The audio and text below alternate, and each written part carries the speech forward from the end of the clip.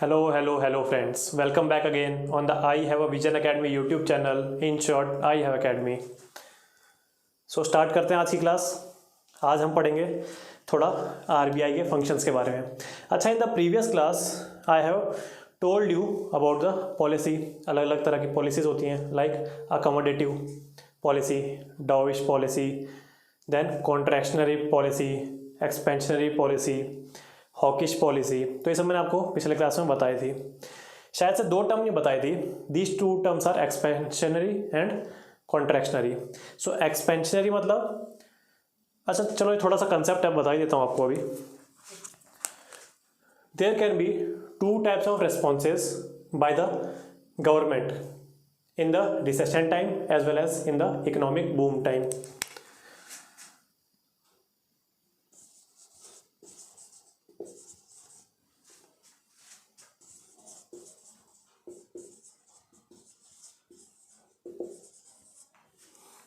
Cyclical and counter cyclical. If the economy is in recession, then government will not try to overcome this recession, and in the counter cyclical policy, the opposite of recession the government tries to maintain. In the boom phase, the same logic will apply. Cyclical, in the boom phase, government will try to push for more economic boom, and in the counter cyclical policy, the government will try to subdue the effects of the economic boom. Understood?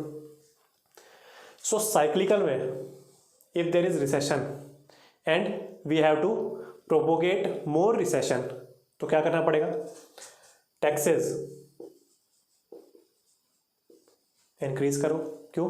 Economy में पहले से money कम है, उसे और कम कर दीजिए। कैसे? Taxes, you will charge more taxes on the income of your resident citizens. Then जो आरबीआई रुपए दे रहा है उसका रेपो रेट क्या होगा? बढ़ा दीजिए, ताकि अब महंगा इंटरेस्ट पे लोन मिले। So these all kind of things you can relate. जितना भी मैंने पहली क्लासेस में बताया है उसी सब को आपको देखना है कि साइक्लिकल में रिसेशन हमें और बढ़ाना है तो क्या क्या करना पड़ेगा। In the counter cyclical the opposite will happen. If there is recession, now government will try to pull this economy from the recession phase. So क्या करेगी? टैक्सेस कम कर देगी कि भाई लो, रुपए लो, अपनी डिस्पोजेबल इनकम बढ़ाओ और डिमांड करो जनता। If the people of a country is demanding, then there is a demand of the products. If there is a demand of products, then companies, industries will start manufacturing more and more products. So यहाँ industries की profit margin आ गया, जहाँ जो demand थी वो पूरी होने लग गई थी। अंडरस्टूड? इंडस्ट्री ज़्यादा खुलेंगी, so there will be more employment generation. So this whole economic cycle will get completed and economy का इंजन फिर से स्टार्ट हो जाएगा। अंडरस्टूड? वेजेस रिवीजन, इसका मतलब जो भी वेजेस थे पहले उनको घटाना, बढ़ाना, ऑप्टिमाइज करना, वो सब होगा इसमें। तो क्या करेंगे? ऑफकोर्सली बढ़ा देंगे। किसके? Government services of coursely. Repo rate कम कर देंगे इसमें, काउंटर साइक्लिकल में। So in the recession phase and in the economic boom phase, the preferable policy is counter cyclical. Boom में भी हमको साइक्लिकल नहीं चाहिए, हमें और बूम नहीं लाना। We want our sustainable development, we don't want an unsustainable economic boom that will hurt the consumers interest, depositors interest in the near future. तो हमको वो चीज़ भी नहीं करनी। So best policy is this. Understood? अगर रिसेशन है, economy में रिसेशन है and government is using counter cyclical policy, so ये सब करेगी, उसमें ये सब करेगी। द गवर्नमेंट गवर्नमेंट का फिस्कल डेफिसिट बढ़ना चाहिए, कम होना चाहिए? What is fiscal deficit? We will study in our future classes. Fiscal deficit बढ़ना चाहिए, कम होना चाहिए? Government will spend more as to generate demand. So government spending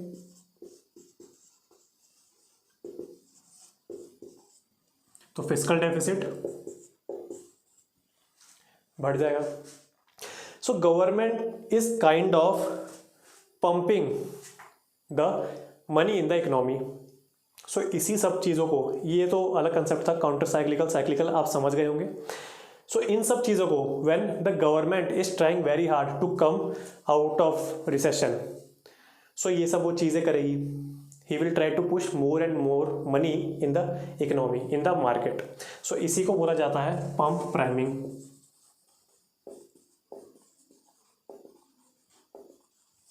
आपने देखा होगा ना कि पंप जो आते हैं हमारे पास, दो तरह के पंप होते हैं, कुछ रेसिप्रोकेटरी, अब मैकेनिकल में पढ़ा था, भूल गए हैं।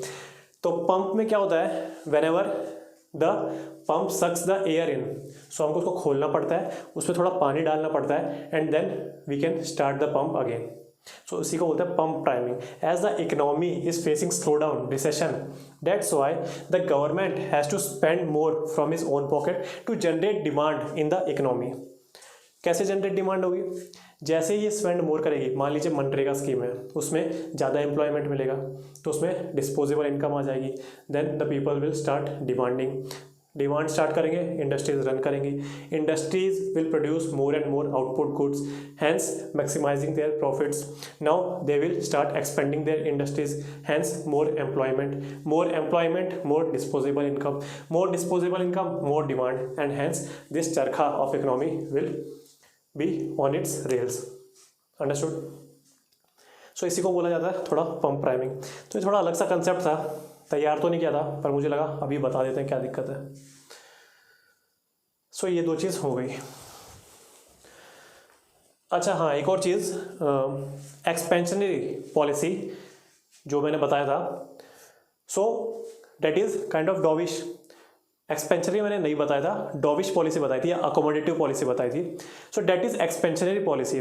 The government is expending its expenditure part, ताकि ज़्यादा से ज़्यादा जाए मनी इकोनॉमी में। आरबीआई भी हेल्प कर रहा है गवर्नमेंट को, कैसे? सीआरआर कम कर दिया, एसएलआर कम कर दिया, कि भाई banks, commercial banks, you can give more loan on a more suitable interest, तो ज़्यादा से ज़्यादा लोन भी जाने दीजिए। So this is kind of dovish policy, accommodative policy. तो अकोमोडेटिव पॉलिसी कब अपनाती है गवर्नमेंट? रिसेशन में, if government is following counter cyclical policy. Understood? तो ये सब चीज़ें थोड़ी सी आप देख लेना। एंड हॉकिश में जब आरबीआई निगरानी अपनी बढ़ा लेती है, तो उसे कॉन्ट्रैक्शनरी पॉलिसी बोलते हैं।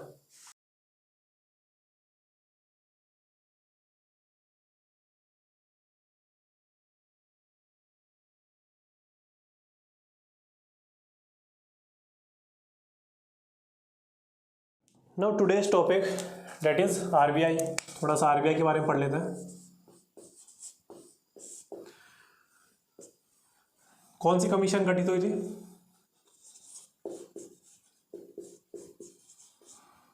हिल्टन यंग कमीशन या young Hilton commission in 1934 via RBI act of 1934. So by this RBI has been created. After the independence in 1949, when we adopted the constitution, 26 November 1949 I think, है ना, then 26 January 1950 commencement of constitution. So during the adoption of the constitution, the RBI क्या हुआ?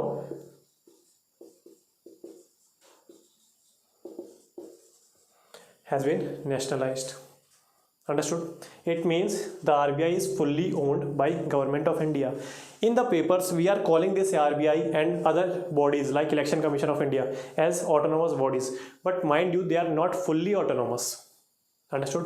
क्योंकि democracy में सब institutions की जवाबदेही तय करनी पड़ेगी. Every institution is accountable to something. There is no in practical purposes there is no such institution that is fully autonomous in India. Every institution has to be accountable to something, as these are owned by government of India. So people के तरफ आपकी accountability तय होगी. और कैसे होगी? Indirectly होगी. RBI is accountable to government and government in the election is accountable to the people of India. Understood? So RBI is fully owned by government of India. थोड़े से इसके आप फंक्शंस देख लेते हैं. क्या क्या फंक्शंस हो सकते हैं इसके. सबसे पहले तो आप ही बता दीजिए क्या है.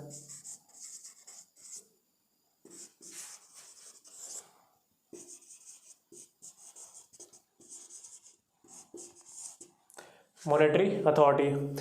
अथॉरिटी कौन है? For the issuance of currency in India RBI है. अंडरस्टूड? Currency and coins liability is fully on RBI, या RBI owns full liability of coins and currency notes in India. ये सही स्टेटमेंट है या नहीं? पीछे की क्लासेस देखना, बताना. मॉनेटरी अथॉरिटी ये मैंने पिछले क्लासेस में भी समझा चुका है. Then regulation of banks and NBFCs. नाउ बैंक्स में हम आगे भी पढ़ेंगे, अभी थोड़ा सा देख लीजिए. So why are two acts. RBI supervises or regulate banks and NBFCs. What are these two acts? Banking Regulation Act, I think 1949 का है, and RBI Act of 1934. So why are these two acts? RBI has enormous powers for the regulation of banks and NBFCs. Understood? अब banks में हम बहुत कुछ पढ़ सकते हैं, जैसे कमर्शियल बैंक्स हैं. ऑल्दो UPSC इतना डेप्थ में जाके तो नहीं पूछता है, फिर भी ज़्यादा भी डेप्थ में नहीं जाएंगे हम भी, थोड़ा सा for our better understanding. So commercial motive क्या है? Profit purpose. सो कमर्शियल्स हैं, इसमें PSB भी आ जाते हैं, public sector banks. Previous year question था कि PSBs के डायरेक्टर को कौन अपॉइंट करता है. So bank board of bureau वो अपॉइंट करता है. वो और भी किन्हीं इंस्टीट्यूशंस के हेड को भी अपॉइंट करता है, जैसे नाबार्ड. ठीक है, कुछ एग्रीकल्चर बैंक है, ये रूरल एग्रीकल्चर बैंक ऐसे करके इसका फुल फॉर्म है. So it is a kind of NBFC. NABARD is kind of NBFC. NBFCs क्या होते हैं? NBFCs आर दोज इंस्टीट्यूशंस, इसका फुल फॉर्म है non banking financial corporations. So these are those corporations, they are like private companies registered under Companies Act of 2013.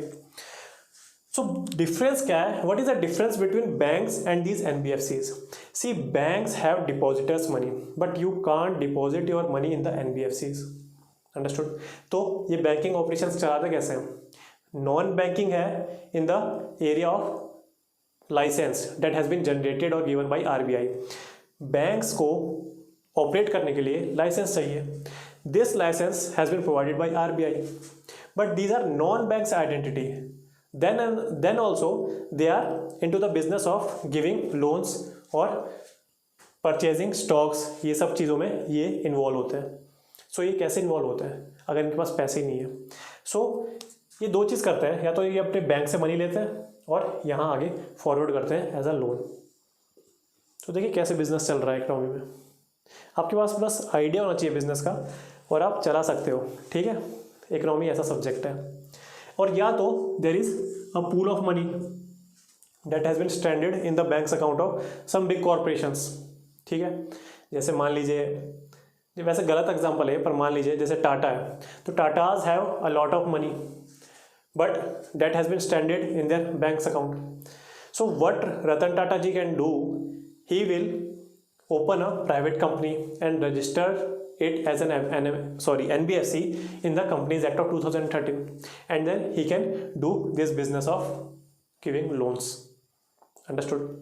But इसमें भी conditions होती हैं कि if you are starting a NBFC or if you are registering a company as an NBFC, तो there are certain restrictions कि आपका जो business है, जो ओरिजिनल बिजनेस है जहाँ से पूल ऑफ मनी आ रहा है, ये मेनली एग्रीकल्चर का नहीं होना चाहिए, बिजनेस का नहीं होना चाहिए, इंडस्ट्रीज़ का नहीं होना चाहिए. कुछ ऐसा इसकी रेस्ट्रिक्शंस हैं, तो इतनी भी ईजी जितनी दिखती हैं उतनी है नहीं चीज़ें, ठीक है। सो NBFCs का मैंने आपको बता दिया। Now these are commercial banks. Now commercial banks are regulated by of course RBI। PSB have dual role, central government dual regulation है and RBI। So both are regulating the public sector banks, understood. Head कौन nominate करता है? Banks board of bureau, ये भी मैंने आपको बता दिया।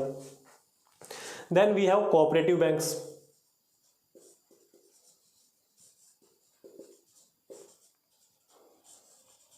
देन इसमें भी urban cooperative bank and rural cooperative bank, तो इसमें ये सब आ जाएंगे। अच्छा, कोऑपरेटिव बैंक्स आर, जो अर्बन कोऑपरेटिव बैंक्स है they are under dual regulation. किस किस का? स्टेट का एंड RBI तो है ही, क्यों? क्योंकि बैंकिंग ऑपरेशंस है। So RBI will always be there, but the management of this urban cooperative banks will be given to state government. So these kind of management decisions are decided by the state government, ठीक है। Now there are some other financial institutions also like NABARD, जिसके बारे में मैंने आपको बताया। Then national housing bank NHB, housing loans को refinance करता है। ये जो सारी चीज़ें मैं लिख रहा हूँ ये डायरेक्ट लोन नहीं प्रोवाइड करते।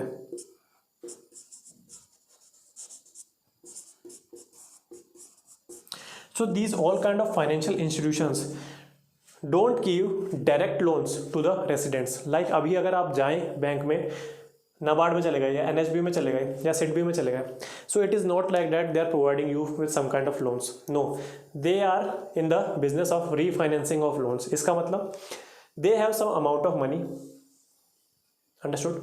They will give it to banks for a particular purpose, and then from the commercial banks you will get the amount of loan you required, understood?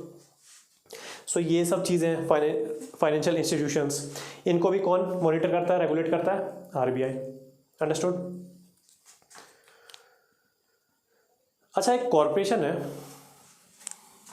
Deposit insurance and credit guarantee corporation. So this is 100% owned subsidiary by किसकी? RBI की। So this was in news. Why this was in news? Because of the yes bank crisis, आपने सुना ही होंगे। सो RBI ना ये एक body बनाई थी, पहले बनाई थी, अभी तो नहीं बनाई थी, deposit insurance and credit guarantee scheme, ठीक है, कॉरपोरेशन। सो ये बॉडी क्या करती है? जैसे अभी मान लीजिए ICICI बैंक डिफ़ॉल्ट हो गया, ठीक है, इंसॉल्वेंट हो गया। What is the meaning of insolvent? Insolvent means अगर कोई भी बैंक या कंपनी सॉल्वेंट है, it means it has the ability to fulfil its long term obligations. अगर एक कंपनी है उसने 50 करोड़ का लोन लिया हुआ है और ये कैसा है? लॉन्ग टर्म लोन है, अंडरस्टूड। बट यहाँ भी ये बिजनेस चला रहा है, अपना कैपिटल जनरेट कर रहा है ताकि उसे फ्यूचर में फ़ायदा हो, and by the amount of profit this company will get he will repay it's loan, understood. But अगर आप बोल रहे हो कि ये कंपनी इंसॉल्वेंट हो गई है, इसका मतलब it is not in a position to fulfill its long term liabilities. It is not in the position to pay this 50 crore loan in the future. Why? अभी तो नहीं है, समझ आता है, but in the future it doesn't have ability. Understood? So इसको बोल दिया जाता है insolvent या bankrupt, easy term में। So मान लीजिए ICICI बैंक bankrupt या insolvent हो गया, so उसमें जो आपके रुपए हैं उनका क्या होगा? देखिए, उनका कुछ नहीं हो सकता अगर the whole bank has become insolvent. But after the application of this body, deposit insurance and credit guarantee corporation, the RBI is giving its word to the depositors that dear depositors, if in case in future a particular bank will become insolvent, then I will keep my word and give you maximum of 5 lakh rupees. कब? If you have a account in that particular bank, understood. मतलब 5 लाख तो आपको मिलने ही मिलने हैं। अब आप बोलोगे कि sir what if I have deposited 2 lakhs in the ICICI bank, so तब भी मुझे 5 लाख मिलेंगे? नहीं बेटा, ऐसा नहीं। गीला जूता मिलेगा कहाँ? कीचड़ में भिगो के या गोबर में भिगो के। ऐसा नहीं होता है। 5 लाख अगर आपकी 10 करोड़ भी, मान लीजिए आपने डिपॉजिट किया है 10 करोड़, मान लीजिए आपने डिपॉजिट किया है 5 करोड़, मान लीजिए आपने डिपॉजिट किया है 1 crore, so in all the these cases you will get only 5 lakh as insurance। Understood. चाहे आपके कितने भी अकाउंट हो एक ही बैंक में, आपको इतना ही मिलेगा। चाहे वो करंट अकाउंट हो, चाहे वो सेविंग्स अकाउंट हो, चाहे रिकरिंग डिपॉजिट हो, चाहे फिक्स डिपॉजिट हो। अगर आपने चार अलग, सॉरी सेम बैंक पर ये 4 अलग अकाउंट्स खोले हुए हैं और इनमें सब में 10-10 करोड़ है, so doesn't matter, you will get only 5 lakh rupees. But if another bank, मान लीजिए HDFC बिकम इंसॉल्वेंट और यहाँ आपके पास 6 लाख है, एंड इन ICICI यहाँ आपके पास 5 लाख है, so yes you will get total 10 lakh rupees. Understood. So who will give the insurance premium? भाई जो भी इंश्योरेंस होता है उसका एक प्रीमियम भरा जाता है। क्यों? Because at the time in the future when you need your money back, then this holded money by the company, insurance company will give it back to you. Understood. तो insurance का business ऐसे चलता है कि आप हर महीने या हर साल एक, जब मान लीजिए 10 करोड़ लोगों ने प्रीमियम भरना है, इंश्योरेंस लिया है, तो यहाँ हर साल मान लीजिए 25 रुपये है, तो 25 रुपये 10 करोड़ लोग जमा करेंगे। अब ऐसा तो है नहीं, इंश्योरेंस का जो बिज़नेस है वो तो ट्रिकी है, मतलब प्रोबेबिलिटी पे चलता है। अब ऐसा तो है नहीं कि 10 करोड़ के 10 करोड़ लोगों का एक ही दिन में एट ए टाइम एक्सीडेंट हो जाए, ये तो नेक्स्ट टू इम्पॉसिबल है in the practical world. So that's how these insurance companies will work. So insurance premium कौन भरता है? The banks. So this is an important thing. The banks give this insurance premium to DICGC. Understood? ये हो गया, ये हो गया। Third लिख लीजिए, maintenance of current and capital account. Now what are these current and capital account? We will dwell into these topics in future. But आपको थोड़ी से, मतलब आपको डिस्कनेक्ट ना हो जाए ये टॉपिक, तो इसीलिए बता देता हूँ। In current account the day to day final transaction has been inculcated, and in capital account the amount of transaction which is generating a future liability, so that kind of transactions will add up to this. Now in the future classes I will also tell you, इसको भी बहुत अच्छे से clarity में लाऊंगा कि जैसे current account है, so if any money is coming to account और टेकिंग और transacted away from the account, so उसमें ना तो असेट इंक्रीज डिक्रीज होना चाहिए, ना तो लायबिलिटीज इंक्रीज डिक्रीज होनी चाहिए। If the asset is increasing और डिक्रीजिंग और लायबिलिटीज इंक्रीजिंग और decreasing by putting some money in to the account और ट्रांजैक्टिंग सम मनी और withdrawing some money from the account, so उसी बेसिस पे decide हो जाएगा करंट है या कैपिटल है। तो कैपिटल में मैंने क्या बोला है? कैपिटल में मैंने ये बोला है कि if the transaction is generating a future liability, इसका मतलब द एसेट इज इंक्रीजिंग और डिक्रीजिंग और लायबिलिटी इज इंक्रीजिंग और decreasing. So if there is optimisation of asset or liability, so it will fall into capital account, and transaction में ये दोनों चीज़ नहीं हो रही तो it will fall into current account. That's why मैंने आपको सिंपल स्टेटमेंट दे दी कि day to day transaction happen in current account. Understood?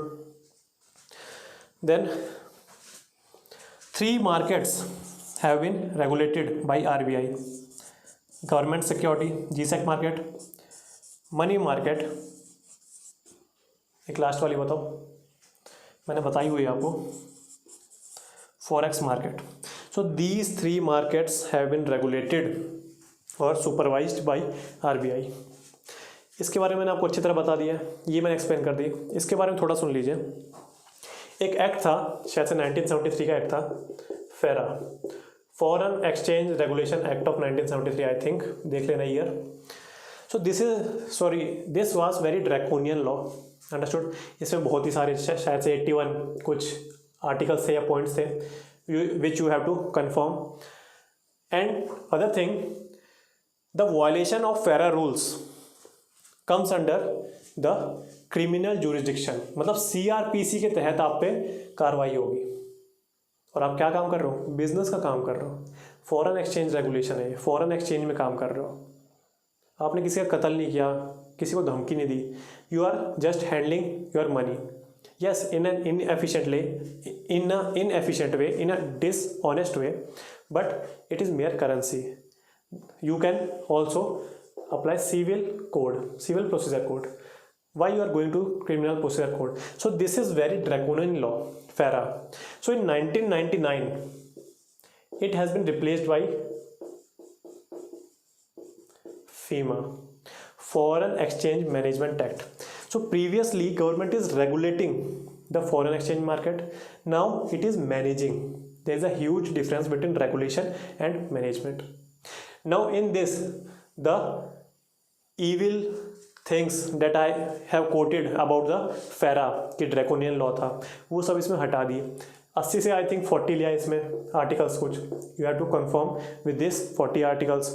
And other thing is the violation of under FEMA has been given a civil status. Now the cases will be filed in the order of civil procedure code and not the criminal procedure code. मतलब आपको कोई criminal नहीं बोल सकता if you are violating the provisions of the FEMA. So by this FEMA Act of 1999, the RBI is supervising this forex market. Understood? एक और यहीं लिख लीजिए, चलो मैं बोर्ड मिटाने वाला था पर यहीं लिख लीजिए, मैनेजमेंट ऑफ फॉरेक्स रिजर्व्स। तो आई थिंक अभी के 534 कुछ बिलियन है, चेक कर लेना एक बार as of 2021। So we have $534 billion of forex reserve and these are enough. दो चीज़ के लिए एनफ है, किसके लिए? 1 year import. If we are not generating more forex reserve, then also in this $534 billion we can cover our 1 year of imports. Understood? And second thing, देखिए शायद से 20 से 30% कुछ लोन है as of GDP on the India के ऊपर 20 से 30% का लोन है। अगर हम GDP से कंपेयर करें 20 to 30% of the GDP loan है, but these $534 billion are enough to repay this loan at a point of time. अगर हमें आज ही ये पूरा लोन रिपे करना है, so yes we can able to do it. तो ये भी आप याद रखना। So in this forex reserve there are various things, various तो नहीं पर 4 तो है ही हैं। So the brunt part of, मतलब the most part of our forex reserve क्या है? Foreign currency. इसके बाद मिटा दूंगा, टेंशन मत लो। तो फॉरेन करेंसी सबसे ज़्यादा है हमारे पास। Then gold will be counted as a forex reserve, तो गोल्ड है हमारे पास सेकेंड नंबर पे। देन है हमारे पास स्पेशल ड्रॉइंग राइट्स, क्या होती है बाद में पढ़ेंगे। अंडरस्टूड?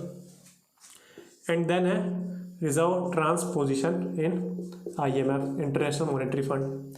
ये क्या है ये भी बाद में पढ़ेंगे, बट अभी के लिए आप ये देख लीजिए। These 4 will conclude our forex reserves. Understood?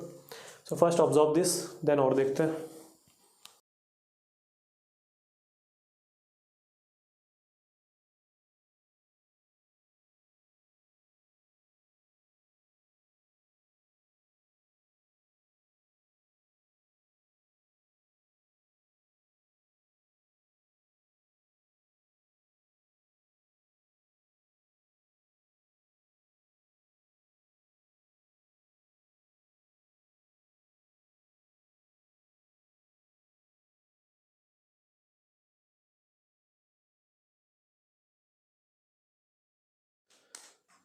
चार पढ़ ली शायद से।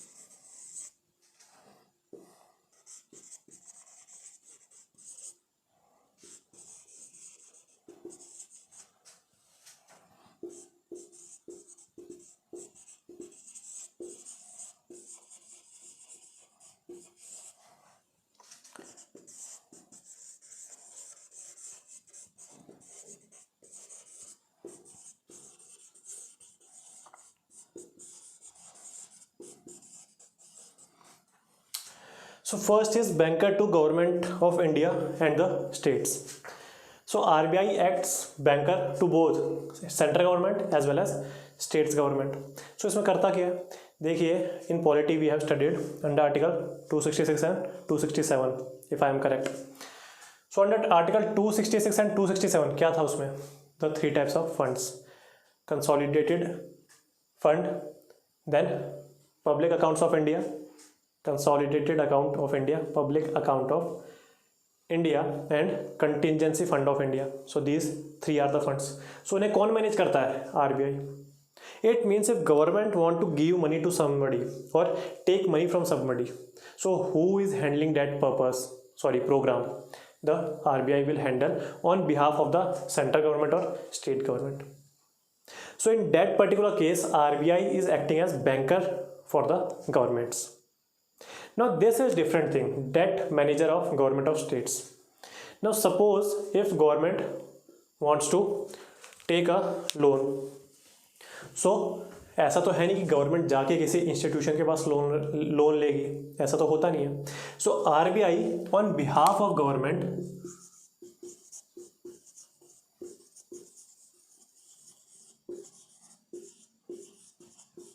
Will take loan. अंडरस्टूड. या तो कोई इंटरेस्ट पे करना है तो कौन करेगा, गवर्नमेंट करेगी, नहीं, RBI will do that thing and in that particular case RBI is acting as debt manager of the central government और स्टेट गवर्नमेंट. नो क्वेश्चन कहाँ फंसेगा, क्वेश्चन ऐसे फंसेगा, while acting as banker to the government of India और state government the RBI will give the interest payment of loans. ऐसे फंसा सकते हैं. या तो बोल सकते हैं RBI on behalf of government will take loan from the institution, thus acting as banker to the government of India. So it is correct or wrong? No, in these two particular cases RBI is acting as debt manager.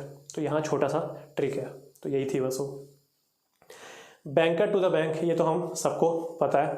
Lender of the last resort किसको कहते हैं, अवर RBI को. Whenever there is a case of bank run, now what is this bank run? देखिए banking business मैंने आपको बताया था इन the previous classes कि कैसे चलता है. It is next to impossible that all the depositors at a particular amount at a specific period of time will demand their money back. तो इसी से तो बैंकिंग बिजनेस चल रहा है, इसी प्रोबेबिलिटी पे तो. But what happens if there is a miss information और there is a speculation in the market that a particular bank is going to get bankrupt, it is going to become insolvent. So all the depositors of that, मान लीजिए yes bank,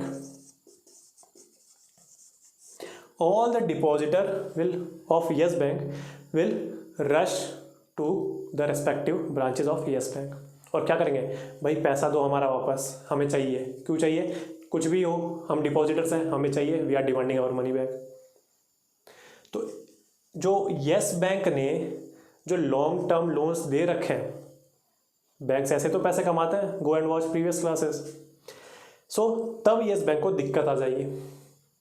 but if Yes Bank has a very nice good beautiful balance sheet, so RBI will come to rescue the yes bank if it does not have any inefficiencies in its administration.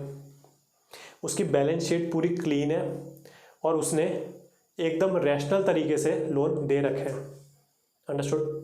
So there is no corruption going on in the administration of yes bank, but there is a speculation and this is in fact a misinformation in the market that yes bank in the near future will going to get bankrupt. Then RBI will come to the rescue of yes bank and RBI क्या करेगा, it will infuse huge money in the accounts of yes bank कि depositor को पैसा चाहिए, दो, जितने देने दो. इससे क्या होगा, depositors will have a rational thinking कि भाई जो भी जा रहा है उसे मिल तो जा रहे हैं पैसे, तो ये किस बात की मिस इन्फॉर्मेशन एंड स्पेकुलेशन फैलाई जा रही है. सो इससे ये मिस इन्फॉर्मेशन स्पेकुलेशन गलत हो जाएगी खुद ही। Understood. So RBI acts as a lender of last resort. Bank run का मैंने आपको बता दिया। सो ये था banker to the bank. Issuance, design, printing of currency किसका है? बट पिछले क्लासेस में तो बस ईश्वर बताया था।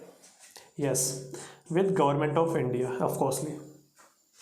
सो issuance, design, printing of currency is done by RBI in consultation of government of India और government of India in consultation with RBI।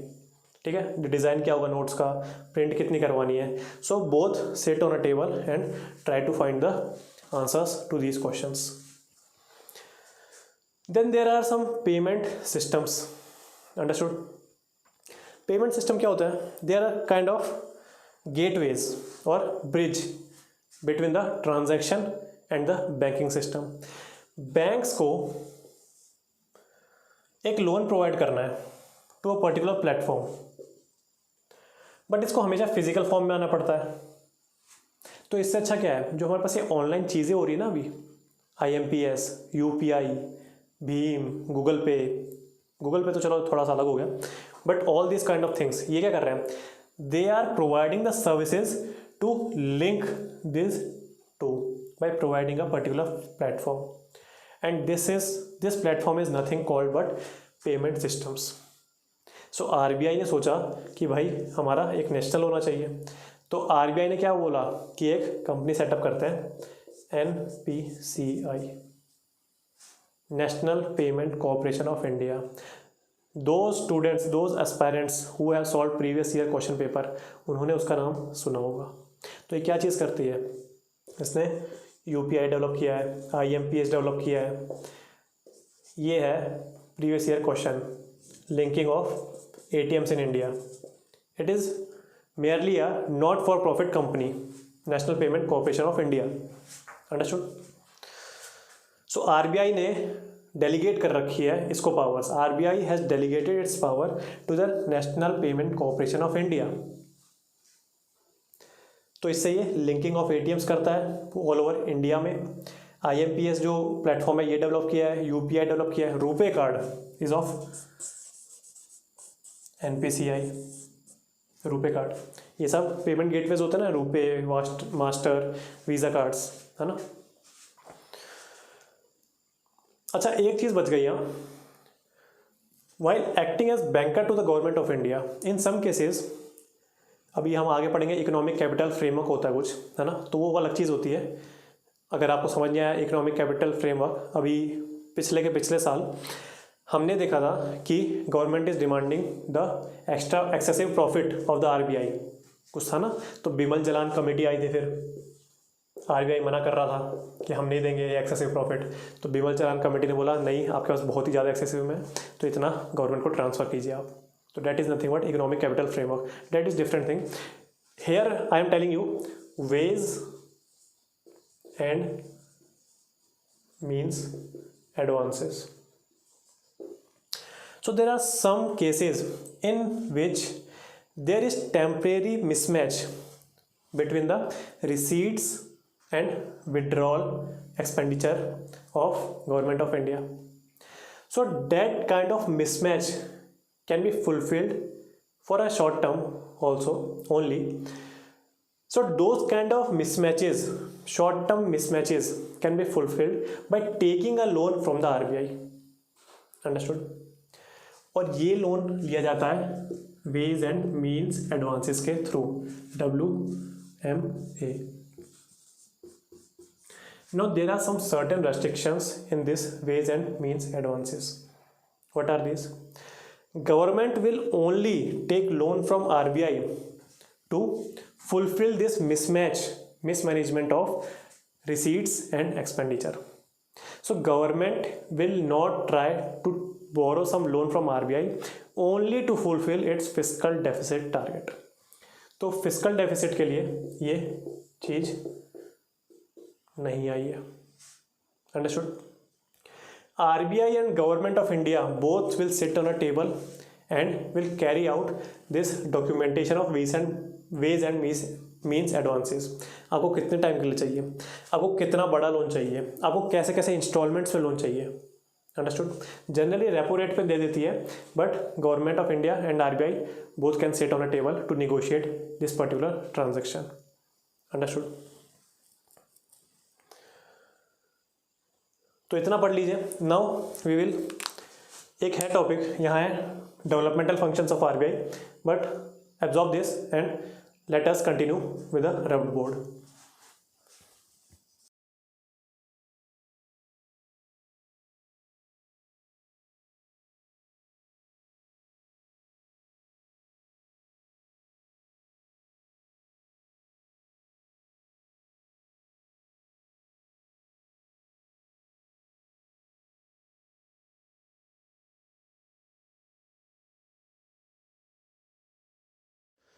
So now we will proceed to developmental role of RBI, but I think कुछ ज़्यादा बड़ी class हो जाएगी development role पढ़ाते पढ़ाते, तो मैं थोड़ा ओवरव्यू दे देता हूँ क्या पढ़ेंगे। We will study some priority sector landings.